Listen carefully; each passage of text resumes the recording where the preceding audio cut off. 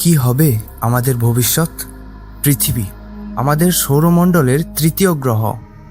শুধুমাত্র এখানেই জীবন সম্ভব। শুধুমাত্র এখানেই ব্রহ্মাণ্ডের সবচেয়ে উচ্চতম প্রাণী মানুষ মানে আমরা বসবাস করি। এখানেই সব শুরু। ভালোবাসা, রাগ, ভয়, সাহস, অভিমান, ঘৃণা, এবং এখানেই সব শেষ। হ্যাঁ, এখানেই সব শেষ। আজকে আপনাদের সাথে এই শেষ নিয়ে আলোচনা করব। কীরকম হবে আমাদের পৃথিবীর অন্ত, কখন কিভাবে আমাদের সোনার পৃথিবী মৃত্যুর কোলে ঝুঁকে পড়বে, এরকম পৃথিবীতে কিভাবে জীবনের সৃষ্টি হয়েছে। আজ আমি আপনাদের কাছে কিছু থিওরি নিয়ে আলোচনা করব, যেগুলি বলবে পৃথিবীতে জীবনের শেষ কিভাবে ঘটবে। প্রথমে আসা যাক নম্বর 5, সূর্যের আয়তন বৃদ্ধি। কথায় বলে কোনো জিনিস যদি একবার শুরু হয় তা শেষ হবেই। এখন সূর্য, যার জন্য আমাদের পৃথিবীতে জীবনের উৎপত্তি হয়েছে, এর মধ্যে যা জ্বালানি রয়েছে এটাও একদিন শেষ হয়ে যাবে এবং সূর্যের আয়তন ধীরে ধীরে বৃদ্ধি হতে থাকবে। বিজ্ঞানীরা বলেছেন আজ থেকে প্রায় 500 কোটি বছর পর সূর্যের মধ্যে কোর হাইড্রোজেন শেষ হয়ে যাবে এবং আয়তন বৃদ্ধি হতে থাকবে। সূর্যের আয়তন এতই বেড়ে যাবে যে পৃথিবীর কক্ষপথকেও অতিক্রম করবে এবং পৃথিবীর সাথে সব গ্রহগুলি সূর্যের বুকে আছড়ে পড়বে। এরকম অনেক নক্ষত্রই বৈজ্ঞানিকরা আবিষ্কার করেছেন। তার মধ্যে সবচেয়ে বড় হলো ইউআই স্কুটি, যা সূর্যের চেয়ে 100 কোটি গুণ বড়। এবার আসা যাক 4 নম্বরে। এটা আমাদের কাছে খুবই পরিচিত, গ্লোবাল ওয়ার্মিং। বৈজ্ঞানিকদের মতে প্রতি 10 বছরে পৃথিবীর গড় তাপমাত্রা 2 ডিগ্রি করে বৃদ্ধি পাচ্ছে গাছ কাটা ও অতিরিক্ত পলিউশনের জন্য।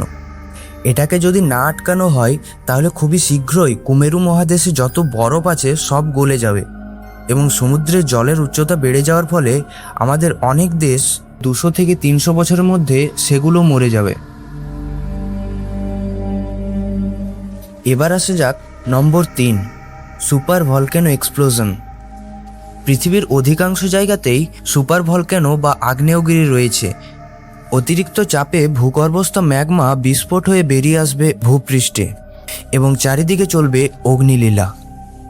1816 সালের এপ্রিল মাসে ইন্দোনেশিয়ান মাউন্ট তাম্বোরাতে একটা আগ্নেয় বিস্ফোট হয়েছিল।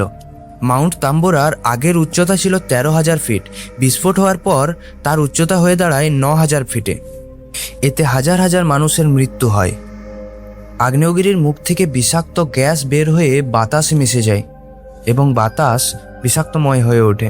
পরে প্রায় আরও 1 লক্ষ মানুষের মৃত্যু হয়। ভূবিজ্ঞানীরা বলে এর গর্ভে প্রায় 1000 ঘনমিটার ম্যাগমা ছিল, কিন্তু সুপার ভলক্যানোতে প্রায় 800 থেকে 900 ঘন কিলোমিটার ম্যাগমা থাকে। একটা সুপার ভলক্যানোর বিস্ফোটে পুরো পৃথিবী শেষ হয়ে যাবে। এরপর হচ্ছে নম্বর 2, সোলার ফ্লেয়ার্স। সূর্যে প্রায় সবসময় বিভিন্ন ধরনের ভয়ানক বিস্ফোরণ হতে থাকে। এই একটা বিস্ফোরণের ক্ষমতা প্রায় 1000টা হাইড্রোজেন বোমার সমান। এই বিস্ফোরণগুলির জন্য সোলার ফ্লেয়ার্স তৈরি হয়। সূর্য থেকে যা বিকিরণ হয়ে যায়, কখনো কখনো এগুলো পৃথিবীর সোজাও চলে আসে। পৃথিবীর চৌম্বক ক্ষেত্রের জন্য ভেতরের বায়ুমণ্ডলে তা ঢুকতে পারে না। কিন্তু খুব বেশি শক্তিশালী সম্পন্ন সোলার ফ্লেয়ার্স যদি পৃথিবীর দিকে আছড়ে পড়ে তাহলে পৃথিবীর চৌম্বক ক্ষেত্র তা আটকাতে পারবে না ও এর রেডিয়েশন এতই বেশি যে নিমেষে পৃথিবীর সব প্রাণী একসাথে মারা যাবে। সূর্য, যার জন্য পৃথিবীতে জীবনের উৎপত্তি, একদিন সেই সব শেষ করে দেবে। এবার পৃথিবীর কাছে সবচেয়ে বড় ভয় হলো অ্যাস্টেরয়েডস বা ক্ষুদ্র গ্রহ। মহাকাশে প্রায় সর্বত্রই বড় বড় পাথরের চাই ভেসে বেড়ায়। কখনো তা কোনো গ্রহের বুকে আছড়ে পড়ে, আবার কখনো কোনো নক্ষত্রের বুকে। আমাদের একমাত্র উপগ্রহ চাঁদ, এর গায়ে যেসব দাগ দেখতে পাওয়া যায় এগুলো সব অ্যাস্টেরয়েডসের জন্যই। মঙ্গল ও বৃহস্পতির মাঝে একটা অ্যাস্টেরয়েডস বেল্ট আছে। এর ভেতর কোটি কোটি অ্যাস্টেরয়েডস রয়েছে যা সূর্যের চারিদিকে পরিক্রমণ করে। এগুলো কখনো কখনো নিজেদের মধ্যে ধাক্কা লেগে বেল্ট থেকে বেরিয়ে আসে। 2003 সালে এরকমই একটা অ্যাস্টেরয়েডস পৃথিবীর খুব কাছ দিয়ে পার হয়ে যায়। এরকম ঘটনা একবার 2013তেও হয়। বৈজ্ঞানিকরা বলে কোনো একটা অ্যাস্টেরয়েডস যার ব্যাস 20 থেকে 80 কিলোমিটারের মধ্যে পৃথিবীতে জীবন শেষ করে দিতে পারে। অ্যাস্টেরয়েড বেল্টের সবচেয়ে বড় অ্যাস্টেরয়েডটার ব্যাস হলো 525 কিলোমিটার। আমাদের পৃথিবীতে এরকম ঘটনা আগেও হয়েছে এবং যার ফলে পৃথিবীর সব ডাইনোসরসগুলি মারা গিয়েছিল। বৈজ্ঞানিকরা বলেছেন এরকমই একটা অ্যাস্টেরয়েড পৃথিবীর দিকে ধেয়ে আসছে, যা আনুমানিক 2029 সালে পৃথিবীর কাছে চলে আসবে ও পৃথিবীর বুকে আছড়ে পড়বে। তবে ভয়ের কোনো কারণ নেই, বিজ্ঞানীরা তার দিক পরিবর্তনের জন্য এখন থেকেই লেগে পড়েছে। এগুলো ছাড়াও পৃথিবী ধ্বংসের আরও অনেক কারণ রয়েছে। এখন অবধি ভিডিওটি যদি আপনার ভালো লেগে থাকে তাহলে প্লিজ লাইক করুন, তাহলে আমি বুঝে যাব আমার প্রচেষ্টা আপনার ভালো লেগেছে।